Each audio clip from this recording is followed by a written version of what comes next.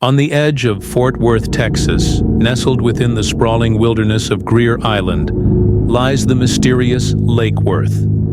By day, it's a serene escape, a haven for picnickers and anglers. But by night, the lake transforms into a foreboding abyss, shrouded in darkness and legend. Locals whisper about the Lake Worth monster, a creature half man, half goat, with scales glinting under the pale moonlight.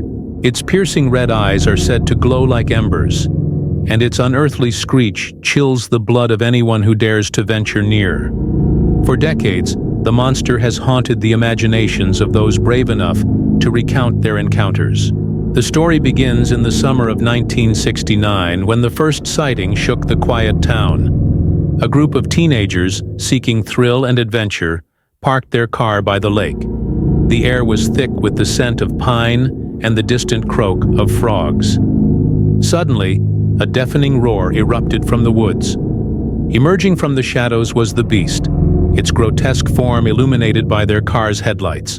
The creature hurled a massive tire at the group, who fled in terror, leaving behind only their screams and the faint smell of burnt rubber. News of the incident spread like wildfire, and soon, the legend of the Lake Worth monster was born. Over the years, sightings of the creature multiplied. Hunters, campers, and even seasoned skeptics claimed to have seen the beast. Each account was eerily similar. The creature's towering stature, its matted fur, and those haunting red eyes. Some said it was a cursed man, transformed by a vengeful witch. Others believed it was an ancient guardian of the lake, awakened by human encroachment. The most chilling theory suggested that it was not of this world, a cryptid born from the dark depths of the earth, feeding on fear and flesh. One foggy autumn night, a local journalist named Sarah decided to investigate the legend. Armed with a camera, a flashlight, and an unshakable resolve, she ventured to Greer Island. The forest was eerily silent, save for the occasional rustle of leaves. As she approached the lake, she noticed strange claw marks etched into the bark of nearby trees. The air grew colder, and an unsettling sense of being watched crept over her. Suddenly, a guttural growl broke the silence. Sarah froze, her flashlight trembling in her grasp. From the corner of her eye, she caught a glimpse of the monster, its silhouette against the moonlit lake. She snapped a photo and ran, the creature's guttural roars echoing behind her. The photograph Sarah captured became the talk of the town. Though blurry, it clearly showed a hulking figure with glowing eyes. Skeptics dismissed it as a hoax, but others saw it as undeniable proof of the monster's existence. Emboldened by Sarah's story, a group of amateur monster hunters organized an expedition to find the creature. They armed themselves with tranquilizers, nets, and high-tech cameras, determined to capture the beast once and for all. The hunters set out on a moonless night, their flashlights cutting through the dense fog. Hours passed with no sign of the creature. Just as they were about to give up, a blood-curdling scream pierced the air. The ground trembled as the monster emerged, its eyes blazing with fury. Chaos erupted as the hunters tried to subdue it, but the creature's strength was overwhelming. It tossed one man into the lake and disappeared into the woods, leaving behind only shattered equipment and the acrid stench of fear. In the days that followed, the hunters' accounts varied.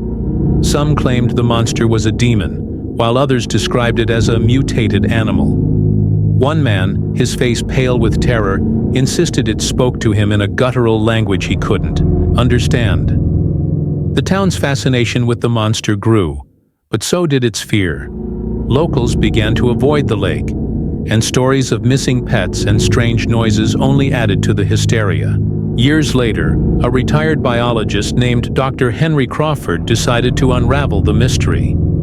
He hypothesized that the Lake Worth monster was a species of undiscovered primate, adapted to the lake's unique ecosystem. To prove his theory, he set up motion-activated cameras and baited traps around the lake. Weeks turned into months with no results, until one fateful night.